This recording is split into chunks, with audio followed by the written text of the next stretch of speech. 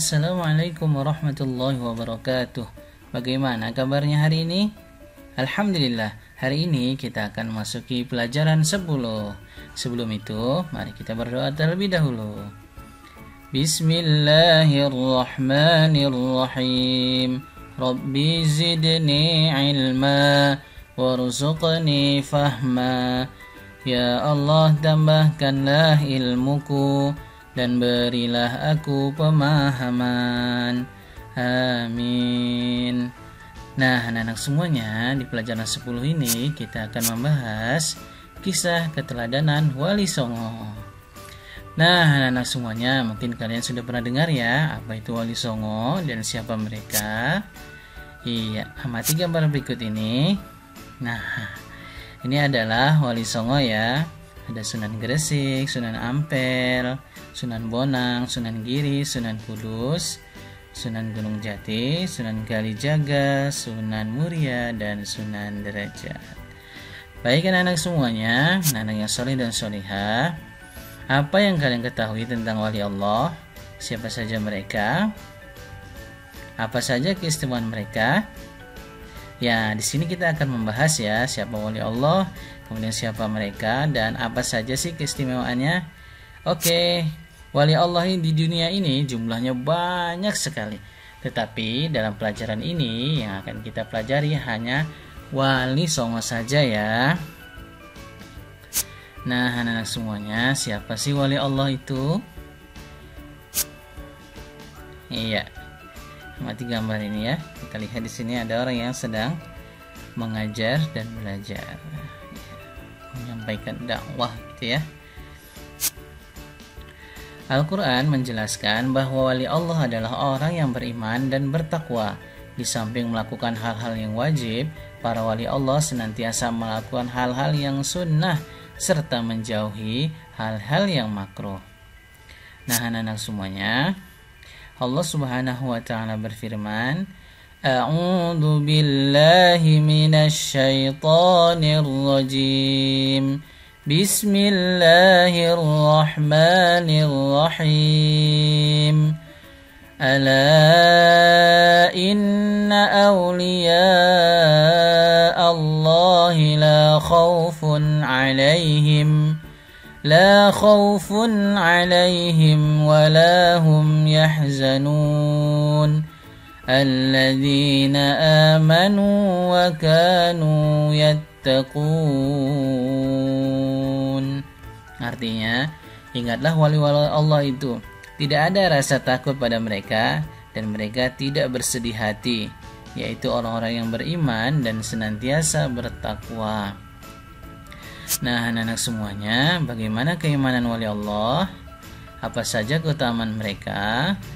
Untuk mengetahuinya, mari kita ikuti penjelasan berikut ini ya. Iya.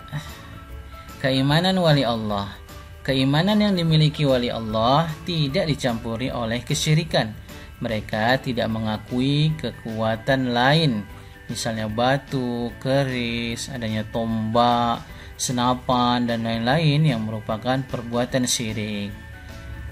Nah, perbuatan syirik ya.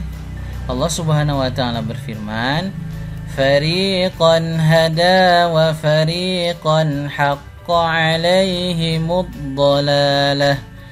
Innahum ittakhadhu asy-syayatin awliya'a min dunillah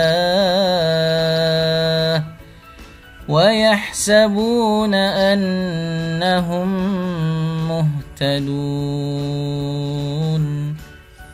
Sebagai manusia ada yang mendapat hidayah, sementara sebagian yang lainnya disesatkan karena mereka sungguhnya telah menjadikan setan-setan sebagai wali selain Allah, sementara mereka mengira bahwa mereka mendapat hidayah. Na'udzubillah. Nah, anak-anak semuanya, ketakwaan wali Allah, keimanan para wali Allah tidak sekedar pengakuan, tetapi keimanan mereka menghasilkan ketakwaan. Mereka melakukan apa yang diperintahkan oleh Allah dan menjauhi apa yang dilarangnya. Mereka tidak hanya melakukan hal-hal yang wajib, mereka juga melakukan hal-hal amalan yang sunnah. dan mereka menjauhi dari perbuatan yang makruh apalagi haram. Luar biasa ya. Nah, anak-anak semuanya, ayo sebutkan 3 contoh perbuatan syirik. Apa tadi? Percaya kepada batu, percaya kepada keris, percaya kepada pohon, yang semuanya bisa mendatangkan kemudaratan dan keuntungan itu ya. Insya Allah pasti anak-anak bisa ya. Sebutkan 3 contoh perbuatan maksiat. Nah, perbuatan maksiat ini misalnya kita melihat aurat atau berjudi atau minum khamar ya. Nah, perbuatan-perbuatan itu tidak boleh kita lakukan. Nah, anak-anak semuanya, kisah keteladanan Wali Songo. Anak-anak, ini adalah Masjid Menara Sunan Kudus ya. Mungkin kalian sudah pernah berkunjung ke sana. Ayo, siapa? Iya, Masya Allah. Nah, ini adalah situs sejarah ya, bagaimana masjid ini menjadi peninggalan Sunan Kudus. Gambar masjid di atas ini merupakan salah satu peninggalan dari Wali Songo, yaitu Sunan Kudus. Makanya dinamakan Masjid Menara Kudus. Nah, kita akan membahasnya. Yang pertama, Sunan Gresik atau Maulana Malik Ibrahim. Maulana Malik Ibrahim disebut juga Sunan Gresik atau Sunan Tandes. Ia lahir di Samarkand, Asia Tengah dan wafat di desa Gapura, Gresik, Jawa Timur. Kisah keteladanannya adalah semangatnya mendakwahkan Islam. Sunan Gresik banyak membela rakyat Jawa yang tertindas oleh Majapahit. Ia juga mengajarkan cara-cara baru bercocok tanam. Luar biasa ya, tidak hanya faham agama, tapi juga faham ilmu bercocok tanam. Luar biasa ya Sunan Gresik ini. Nah, yang kedua, Sunan Ampel atau Raden Rahmat. Sunan Ampel atau Raden Rahmat dianggap sebagai sesepuh oleh para walinya. Makam Sunan Ampel terletak di dekat Masjid Ampel, Surabaya. Kisah keteladanan yang menarik adalah ketika Sunan Ampel berdakwah kepada Prabu Brawijaya. Meskipun akhirnya tidak memeluk agama Islam, Prabu Brawijaya terkesan dengan ajaran agama Islam sebagai ajaran budi pekerti yang mulia. Sunan Ampel mengajarkan falsafah Moh Limo atau 5M. Apa saja itu? Ya, yang dimaksud dengan Moh Limo adalah tidak mau melakukan 5 perbuatan tercela, yaitu berjudi, amin ya. Ini dalam bahasa Jawa, ngombe atau mabuk-mabukan, maling atau mencuri, madat atau menghisap candu atau ganja, atau madon berzina. Nah, ajaran inilah yang kemudian sangat terkesan oleh Prabu Brawijaya sehingga beliau sangat hormat kepada Sunan ini ya. Masya Allah. Yang ketiga, Sunan Bonang atau Makhdum Ibrahim. Sunan Bonang adalah putra Sunan Ampel dan sekaligus muridnya. Ia wafat pada tahun 1525. Kisah keteladanannya adalah cara berdakwahnya yang bijak. Sunan Bonang sering menggunakan kesenian untuk menarik simpati mereka. Ia memasukkan alat musik bonang pada seperangkat alat musik gamelan. Oleh karena itu, ia dikenal dengan sebutan Sunan Bonang. Sunan Bonang juga pengubah suluk wijil dan tembang tumbu ati. Luar biasa ya, paham Islam, paham agama, paham seni, sehingga dalam menyampaikan agamanya tidak kaku. Luar biasa. Nah, selanjutnya Sunan Derajat. Sunan Derajat juga putra Sunan Ampel. Ia diperkirakan wafat pada tahun 1522. Pesantren Sunan Derajat dijalankan di Desa Derajat, Kecamatan Paciran, Lamongan, Jawa Timur. Kisah keteladanannya adalah cara dakwahnya yang menekankan keteladanan dalam hal perilaku yang terpuji, kedermawanan, kerja keras, dan peningkatan kemakmuran masyarakat sebagai pengamalan agama Islam. Sunan Derajat juga berdakwah melalui kesenian tembang macapat pangkur. Ya, tembang macapat pangkur disebut sebagai ciptaannya. Luar biasa ya, Masya Allah sekali. Kemudian ada Sunan Kudus. Sunan Kudus adalah putra Sunan Ngudung atau Raden Usman Haji. Ia memiliki peran yang besar dalam pemerintahan Kesultanan Demak.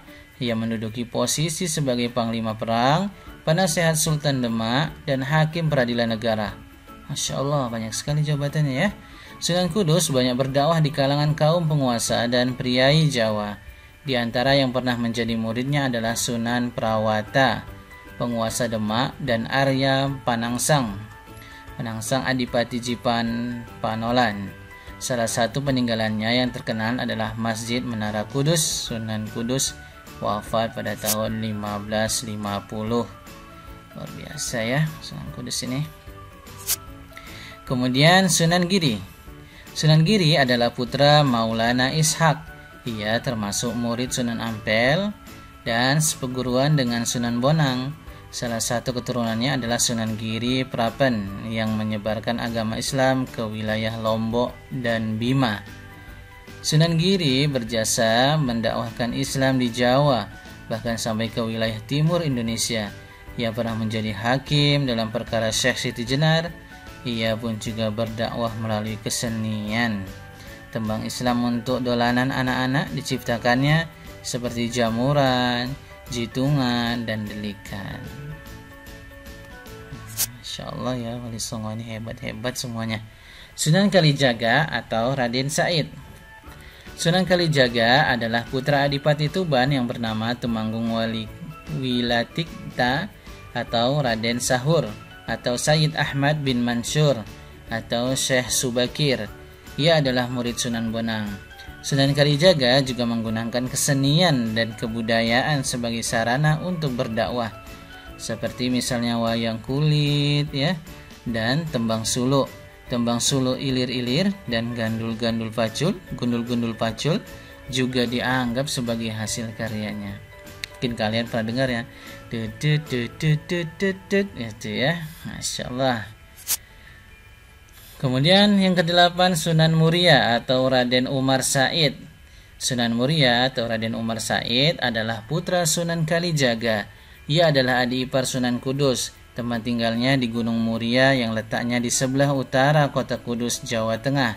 Seperti ayahnya Sunan Kalijaga, ia berdakwah dengan cara lembut. Kesenian gamelan dan wayang tetap digunakannya sebagai alat berdakwah. Sunan Muria menciptakan tembang sinom dan kinanti. Sasaran dakwahnya adalah para pedagang, nelayan, pelaut, dan rakyat jelata. Ini ya, beliau menggunakan wayang ya dan gamelan sebagai sarana dakwah. Luar biasa ya, sunan-sunan ini mereka tidak hanya paham agama tapi juga paham kesenian gitu ya. Kemudian yang terakhir Sunan yang ke-9 ini Sunan Gunung Jati atau Syarif Hidayatullah. Sunan Gunung Jati atau Syarif Hidayatullah adalah putra Syarif Abdullah Umdatuddin ya. Ia berjasa mengembangkan Cirebon sebagai pusat dakwah dan pemerintahannya yang kemudian menjadi Kesultanan Cirebon. Anaknya yang bernama Maulana Hasanuddin juga berhasil mengembangkan kekuasaan dan menyebarkan agama Islam di Banten, sehingga kemudian menjadi Kesultanan Banten.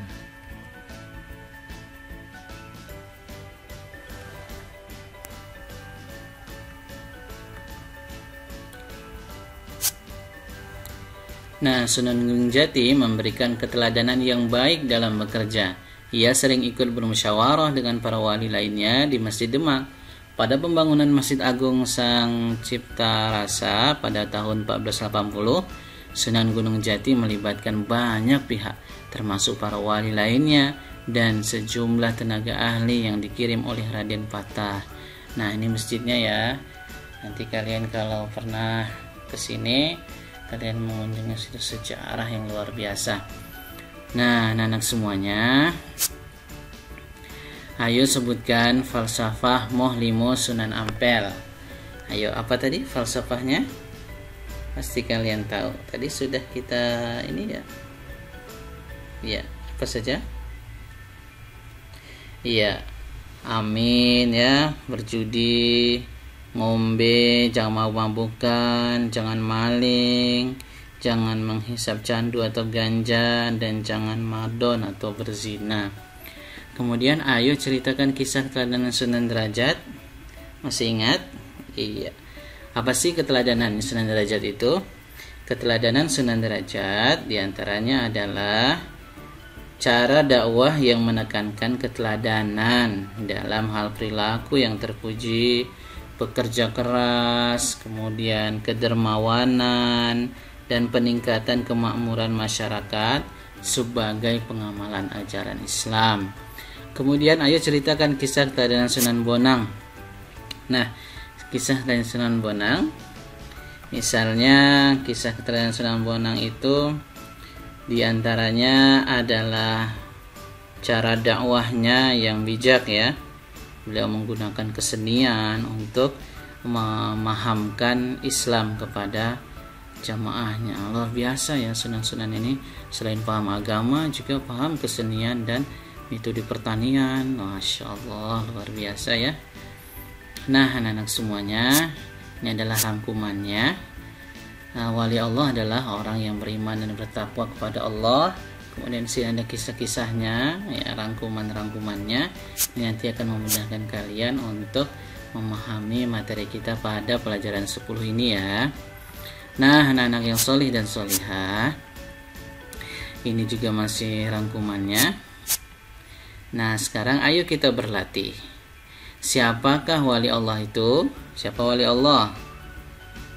Iya, siapa wali Allah? Adalah mereka yang beriman kepada Allah, mengerjakan segala perintahnya Allah, menjauhi segala larangannya, orang-orang pilihan ya, dan menjauhi hal-hal yang makruh apalagi haram ya. Kemudian apa keteladanan yang diajarkan Sunan Ampel? Ayo, kalian pasti tahu ya, tadi sudah kita pelajari. Kemudian keteladanan apakah yang diajarkan oleh Sunan Derajat? Tadi sudah kita pelajari juga ya. Insya Allah. Apa tadi? Iya ya, cara dakwah ya, cara dakwahnya luar biasa.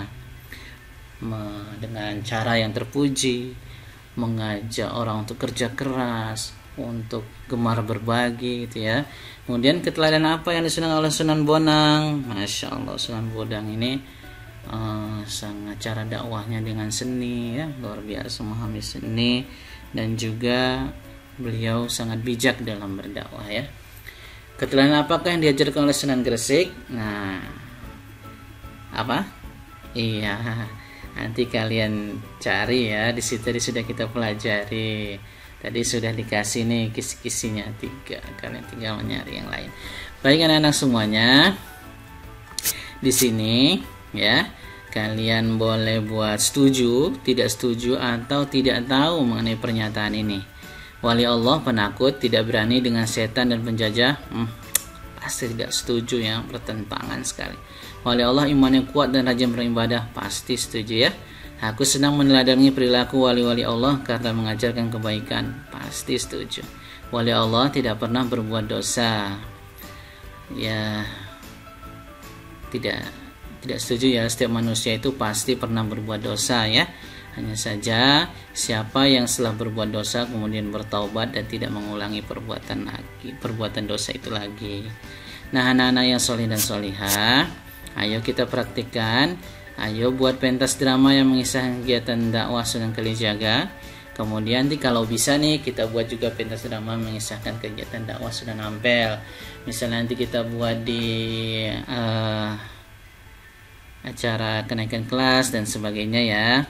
Baik anak-anak yang soleh dan solihah, itulah tadi pelajaran kita tentang keteladanan para wali songo ya.